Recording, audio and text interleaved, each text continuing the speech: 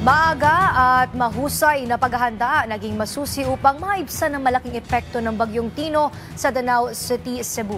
Si Jessa Agua Ilanan ng Radyo Pilipinas Cebu sa detalye.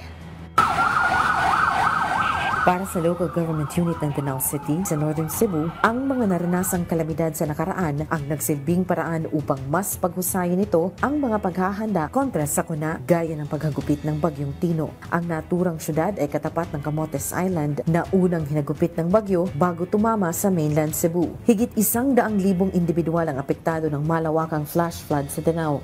Sa kabila nito, mababa ang naitalang bilang ng mga nasawi sa lugar na nasa 9 lamang. Ayon kay Danao City Disaster Risk Reduction and Management Office Head Roland Reyes, ang paghahanda sa worst case scenario ang kanilang naging sandata. Maaga nilang pinasara ang mga establishmento, pinalikas sa mga residenteng nasa hazard-prone areas, pinatunog ang siren upang i-alerto ang mga residente sa paparating na peligro, kasabay ng rekorida o pag-iikot ng DRRM personnel kasama ang kapulisan sa buong syudad, lalo na sa high-risk areas. Objective talaga nito is to attain zero casualty. Yung typhoon na pumunta rito, it was, for me, for my 54 years, ngayon ko lang naranasan talaga ganong kalaking baha. When we received advisory from Pag-asa, immediately we convened. We also requested national agencies, the PNP, the BFP, to sound their siren, including all our emergency response vehicle. Pinunto din ni Ginoong Reyes na malaking bagay ang suporta ng kanilang local chief executive na si Mayor Nito Durano at ni Governor Pamela Barecuatro pagdating sa logistics, equipment at pondo sa kanilang procurement at operational expenses. Kaugnay nito, hangad ng Danao City DRRM officer na siyang pinuno din ng League of Local DRRM Officers sa buong lalawigan ng Cebu na mapaigting pa ang paghahanda laban sa sakuna ng lahat ng LGU upang maiwasan ng malawakang pagkasira ng ari-arian at pagkamatay. Mula dito sa Cebu para sa Integrated State Media, Jessa Agua Ilanan ng Radyo Pilipinas, Radyo Publiko.